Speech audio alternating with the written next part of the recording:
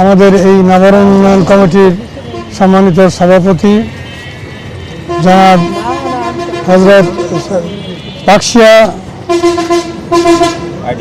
Ideal কলেজের সুযোগ্য vice principal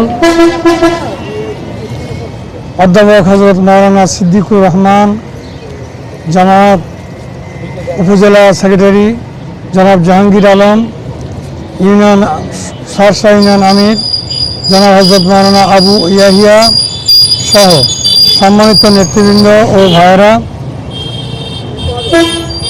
মানুষ হিসেবে আমাদের যে মানবিক দায়িত্ব, আমাদের বাজার, আমাদের এলাকাকে পরিষ্কার রাখা, আমরা সেই কাজ আজকে শুরু করলাম।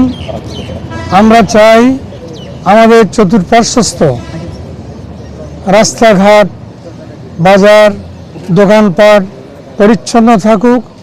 ঠিক তেমনি আমরা চাই আমাদের সমাজকে পরিচ্ছন্ন করতে। আল্লাহ আমাদের সহায় হন। আমরা এই যেমন রাস্তাঘাট এবং বাজারঘাট পরিচ্ছন্ন করতে চাই, তেমনি আমাদের সমাজকেও সকল কুলস মুক্ত করতে চাই।